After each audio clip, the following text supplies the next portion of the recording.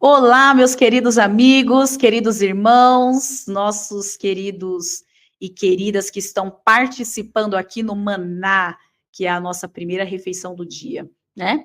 E eu quero cumprimentar a todos com a paz do Senhor Jesus e o nosso querido irmão Valdir, que está aqui conosco. Bom dia, Ellen, bom dia a todos os nossos amigos que estão nos assistindo nesse momento. Recapitulamos a lição, não é isso? É verdade, eu reforço o seguinte, ó, bom dia, boa tarde, boa noite, né? Porque a gente não sabe aí qual horário que o pessoal vai ver. Eu espero que seja durante o bom dia aí, mas depois do almoço também.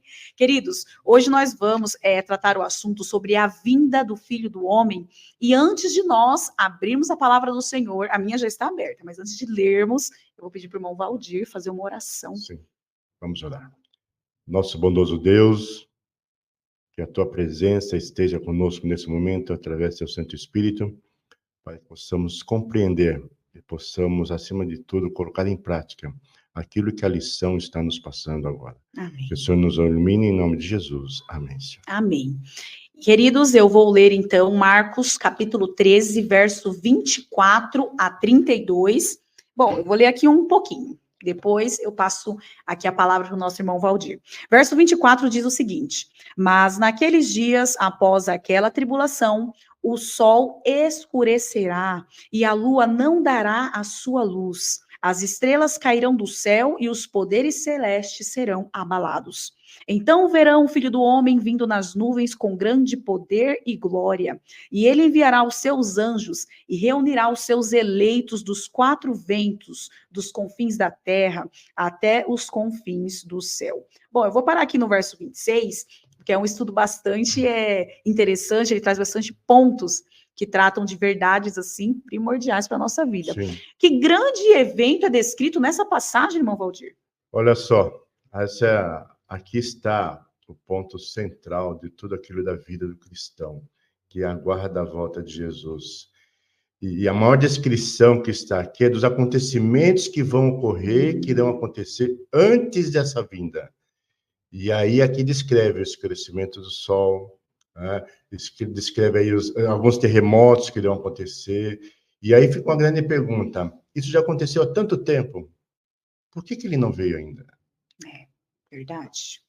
O que dizer, né, para essas pessoas que duvidam da volta de Jesus? Mesmo Jesus tendo deixado bem claro os sinais que antecederiam a sua vinda, né? O que será que torna a nossa fé um pouco mais fervorosa, né, em crer que muito em breve Jesus virá? Interessante que todo o Novo Testamento,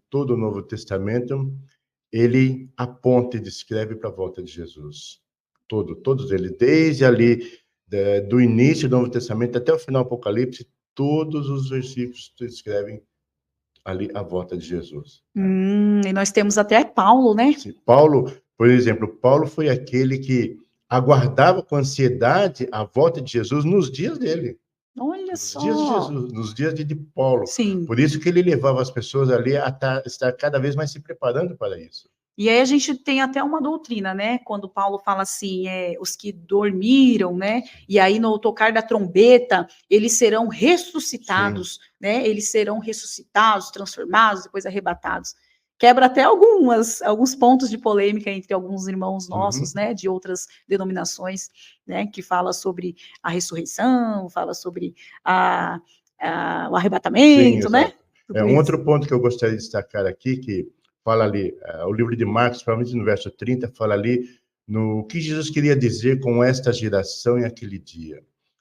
Algumas respostas se encaixam, tentam encontrar nisso daqui, né? Mas eu achei interessante aqui que diz assim: uma proposta mais simples que Jesus ligou a isso é que essa geração talvez seja ali mencionada na geração que estava ali naquele tempo. Não, mas a descrição maior aqui é a toda geração que viria seguinte depois. Exatamente. Então, assim, esse convite que o Senhor faz para que nós nos arrependamos, porque o intuito da palavra é essa, né?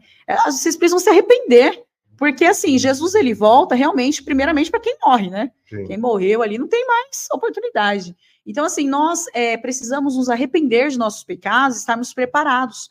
Pedro mesmo explica, né, que o Senhor não tarda em cumprir a sua promessa, mas ele deseja que todos se arrependam. Sim. Então, acho que a mensagem aí é sobre o arrependimento mesmo, né?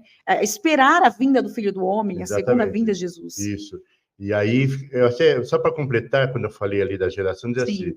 essa geração provavelmente se referia à geração do primeiro século, que viu a destruição de Jerusalém, como isso é descrito em Marcos. Contudo, Marcos ainda se refere à segunda vinda de Cristo, que estava mais distante do primeiro século. E aí se encaixa quem? A nós que aguardamos esse momento. E nós estamos em qual século? Isso, tá? E aí, completando, diz assim, ó, consequentemente, Marcos 13:32 usa a palavra aquele dia para se referir a eventos que estavam mais distantes daquilo que eles mesmos presenciaram naquela época. Exato, irmãos, nós estamos no 21º século. Sim. Jesus ainda não voltou, mas os sinais estão apontando que muito em breve ele vai voltar, né? Nós queiramos ou não, nós acreditemos ou não, ele vai vir. E os sinais apontam de que o Filho do Homem está às portas. E aí lanço até uma pergunta. Sim. Tá? Os sinais já aconteceram, acontecendo e tem ainda para acontecer. É verdade. E a pergunta aqui fica você está preparado para isso?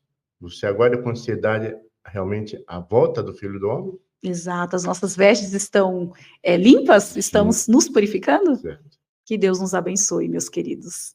Amém? Amém, Ellen. Um abraço a todos. Um abraço.